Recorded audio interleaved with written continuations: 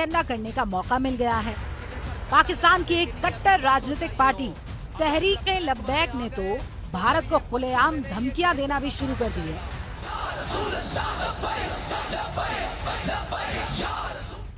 ये है तहरीक-ए-लब्बैक का सरबराह साद हुसैन रिजवी, जो सीधे लाल किले पर झंडा लहराने की धमकी दे रहा है। मोदी और उसके हवारी सुन लें कि हुजूर के गुलामों को ना छेड़ा जाए, हुजूर की इज्जत पर बात ना की जाए। हो सकता है कि कहीं लाल किले पर झंडा लहराने के लिए अभी बरसों चाहिए हो। अगर लब्बैक वाले आ गए तो फिर ये बरसों में नहीं, ये घंटों का काम हो जाएगा। या रसूल अल्लाह लब्बैक, लब्बैक, लब्बैक, या रसूल अल्लाह लब्बैक, लब्बैक, लब्बैक, या रसूल अल्लाह लब्बैक। तहरीक-ए-लब्बैक का साद हुसैन रिजवी भारत पर कब्जे की धमकी दे रहा है।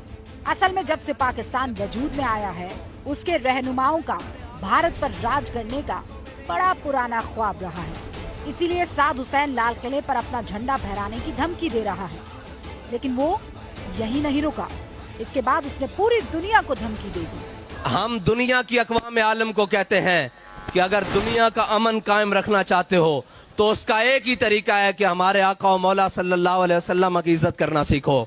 और हम उस मोदी सरकार को कहते हैं, उस मोदी के यारों को कहते हैं कि फिलफौर वो जो तुम्हारी तर्जुमान है उससे ऐलान बरात करो और उसको सजा दो। इसलिए कि अगर कोई गाजी इल्मुद्दीन का मतवाला खड़ा हो गया तो फिर बात सिर्फ उस गुस्ताख तक नहीं रहेगी, बात उस तक भी पहुंचेगी जो उसके साथ खड़ा होगा।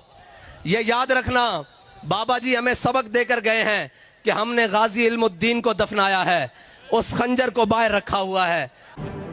जिस गाजी इल्मुद्दीन का नाम साद हुसैन ले रहा है, जरा उसके बारे में भी जान लीजिए। उसे पाकिस्तान में शहीद समझा जाता है क्योंकि उसने पैगंबर मोहम्मद का अपमान करने वाले की हत्या की थी। 1923 में लाहौर में पैगंबर मोहम्मद पर एक आपत्तिजनक किताब प्रकाशित हुई थी। किताब के प्रकाशक लाहौर के ही महाशय राजपाल थे। इस किताब पर खूब हंगामा और दंगे हुए। लाहौर के ही रहने वाले एक कारपेंटर इल्मुद्दीन ने 1929 में राजपाल की हत्या कर दी। तब से इल्मुद्दीन को पाकिस्तान में शहीद का दर्जा दिया जाता है।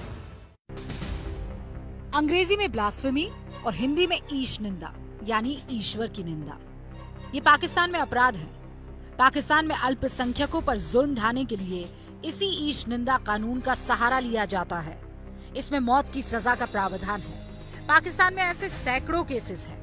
अभी तो इमरान खान पर भी यही केस चल रहा है। ऐसा ही एक केस था आसिया बीबी का, जो एक ईसाई थी। ईश निंदा के झूठे आरोप में उन्हें मौत की सजा सुनाई गई थी। पाकिस्तान पंजाब के गवर्नर सलमान तासीर ने आसिया बीबी के बचाव में अपनी बात रखी। सलमान तासीर ईश निंदा कानून के विरोधी रहे। आसिया बीबी से मुलाकात करने के लिए सलमान तासीर जेल भी गए थे। इसके बाद सलमान तासीर पर ही ईश निंदा का आरोप लग गया और 2011 में एक दिन सलमान के ही सुरक्षाकर्मी ने उन्हें मार डाला। सलमान तासीर को उनके सुरक्षाकर्मी मुमताज कादरी ने 27 गोलियां मारी थी।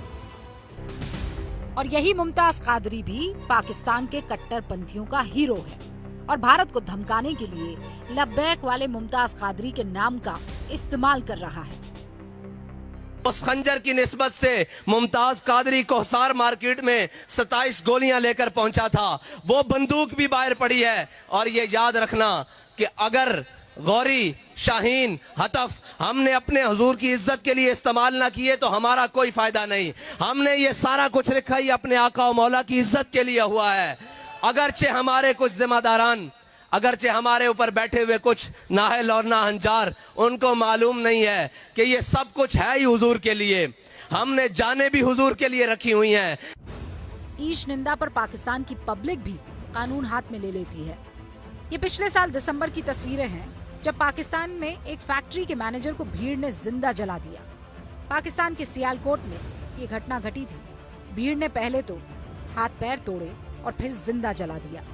जब मैनेजर को जलाया जा रहा था तो बहुत से लोग सेल्फी ले रहे थे। मैनेजर पर भी लोगों ने पैगंबर मोहम्मद की निंदा का आरोप लगाया था। पाकिस्तान को भारतीय विदेश मंत्रालय की तरफ से जवाब दे दिया गया है। विदेश मंत्रालय की तरफ से कहा गया है कि अल्पसंख्यकों के अधिकारों का उल्लंघन करने वाला मुल्क दूसरे देश को अल्पसंख्यकों से व्यवहार का ज्ञान दे रहा है। दुनिया ने यह देखा है कि कैसे पाकिस्तान ने अपने अल्पसंख्यकों यानी हिंदुओं, सिखों, ईसाइयों और अहमदियों को परेशान किया, उनका उत्पीड़न किया है। भारत सरकार सभी धर्मों की बहुत इज्जत करती है। आप सोचिए, जिस पाकिस्तान में धार्मिक स्वतंत्रता का ये हाल हो, वो भारत को ज्ञान दे रहा है, वो भारत के खिलाफ प्रोपेगेंडा कर रहा है। पाकिस्तान में जब बात ईश निंदा कानून की आती है तो पाकिस्तान बनाना रिपब्लिक बन जाता है, जहां कानून का कोई जोर नहीं रहता, वहां सिर्फ भीड़ का पागलपन चलता है। ईश निंदा का आरोपी अदालत की सजा के ऐलान से पहले ही मौत के घाट उतार दिया गया। आंकड़े इसकी तस्दीक करते हैं और आपके सामने रखती हूं। पाकिस्तान में ईश निंदा के 1415 केसेस आ चुके हैं, जिसमें पुरुष आरोपी 1308 है, महिला आरोपी 107 है, जिनमें से 89 लोगों को अदालत का फैसला आने से पहले ही भीड़ ने मार डाला, जिसमें भीड़ के शिकार 71 पुरुष थे और भीड़ के शिकार होने वालों में 18 महिलाएं थीं। ये हालत है पाकिस्तान की। ये विवाद आप जानते हैं इंटरनेशनल हो गया है। कतर, कुवैत और ईरान ने भारतीय राजदूतों को तलब करके विरोध जताया है। कई अरब देशों ने अपने अपने सुपर स्टोर्स में इंडियन प्रोडक्ट्स को बैन कर दिया है। इसके अलावा 57 मुस्लिम देशों के इस्लामिक सहयोग संगठन यानी OIC ने भी निंदा की है। हालांकि भारत सरकार ने OIC का बयान खारिज किया है और कहा है कि भारत में हर धर्म का सम्मान होता है, लेकिन देश में भी उबाल आया हुआ है। बीजेपी ने भले ही नुपुर शर्मा को सस्पेंड कर दिया हो, नवीन कुमार जिंदल को निष्कासित कर दिया हो, लेकिन विरोध करने वाले इनकी गिरफ्तारी की मांग कर रहे हैं। रिपोर्ट देखिए।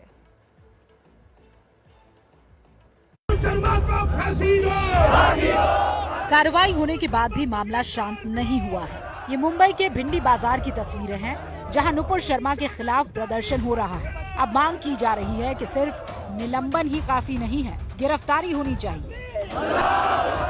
नुपुर शर्मा ने जो नेशनल टीवी पर बैठकर जिस तरह के जिस अंदाज में हमारे नबी की शान में यानी हमारी जान की शान में, हमारे ईमान की शान में जो गुस्ताखी की और हमारी माँ की शान में जो गुस्ताखी की है, वो उससे पूरा हिंदुस्तान ही नहीं बल्कि पूरे दुनिया के मुसलमानों का दिल जख्मी है। और हम पहले ही दिन से हुकूमत से मुतालबा करते आ रहे हैं कि उस पर फौरी सख्त से सख्त, कड़ी से कड़ी कार्रवाई की जाए, उसको गिरफ्तार किया जाए, ऐसे चैनल पर पाबंदी लगाई जाए, उस एंकर पर पाबंदी लगाकर उसको गिरफ्तार किया जाए। नुपुर के बयानों पर देश की सियासत में भी उबाल आया हुआ है। असदुद्दीन ओवैसी बुरी तरह से भड़के हुए हैं, साफ आरोप लगा रहे हैं कि प्रधानमंत्री ने कार्रवाई नहीं की, जिसकी वजह से भारत की बेइज्जती हुई। ओवैसी भी बीजेपी के प्रवक्ताओं को गिरफ्तार करने की मांग कर रहे हैं। भारत के मुसलमानों को उनकी आवाज को नहीं सुनना प्रधानमंत्री की, ये प्रधानमंत्री भारत के मुसलमानों की नहीं बल्कि भारत के शहरियों की बेइज्जती कर रहे हैं। हम 10 दिन से पुकार रहे हैं, FIR रजिस्टर करा रहे हैं कि एक्शन लीजिए, एक्शन लीजिए, मगर आप अब एक्शन किस पे लेते? कानपुर पे एक्शन लेते जहां पर 34 मुसलमानों पर NSA लग गया, और आपकी स्पोक्स पर्सन आराम से अपने घर में बैठी है, कोई उन पर एक्शन नहीं लेगा। हम ये डिमांड करते हैं कि सिर्फ सस्पेंशन नहीं बल्कि उस नेशनल स्पोक्स पर्सन को इमीडिएटली अरेस्ट किया जाना चाहिए। नुपुर शर्मा के निलंबन की कार्रवाई को ओवैसी खाड़ी देशों के दबाव में लिया गया फैसला बता रहे हैं। ओवैसी ने आज एक और बड़ा आरोप लगाया और ये कह दिया कि जब से भारत में ज्ञानवापी का मुद्दा चला है, तब से सऊदी अरब भारत को महंगा तेल दे रहा है। क्या ये बात सच नहीं है कि किंगडम ऑफ सऊदी अरेबिया ने जो भारत को ऑयल बेचता है, $2 से उस ऑयल को बढ़ाकर $6 कर दिया? और बोलिए ज्ञानवापी, और बोलिए, बोलिए और बोलिए, गालियां दीजिए मुसलमानों को, इस्लाम को। अब ये अमेरिका को रेट नहीं बढ़ा, सऊदी अरेबिया ने ऑयल बेच, वही रेट पे बेच रहे हैं। भारत को $2 से $6 कर दिए। प्रधानमंत्री कौन सी फॉरेन पॉलिसी आपकी? ओवैसी के इस दावे में कितना दम है पता नहीं, लेकिन फिलहाल बीजेपी के प्रवक्ताओं को गिरफ्तार करने का दबाव जरूर बना हुआ है। आज all India Muslim personal law board ने भी बयान जारी कर गिरफ्तारी की मांग की। पैगंबर इस्लाम पर अपमानजनक और अशोभनीय टिप्पणी करने वाले भाजपा सदस्यों को पार्टी से निलंबित करना पर्याप्त नहीं है। कड़ी सजा और प्रभावी कानून आवश्यक है। लेकिन ऐसा नहीं है कि नुपुर शर्मा की सिर्फ निंदा ही हो रही है, उन्हें समर्थन भी पुरजोर मिल रहा है। नुपुर शर्मा और नवीन जिंदल पर कार्रवाई से हिंदूवादी नेता साध्वी प्राची नाराज दिख रही हैं। उन्होंने दोनों को अपना समर्थन दिया है कि सच बोलने की सजा कई लोगों को मिल चुकी है और नुपुर शर्मा को भी वही सजा मिल रही है। लेकिन याद रखना, सच परेशान तो हो सकता है लेकिन पराजित नहीं होता। आज हर सनातनी नुपुर शर्मा के साथ है। मैं भी नुपुर शर्मा और भाई नवीन जिंदल के साथ हूं और सरकार से कहना चाहती हूं, हिम्मत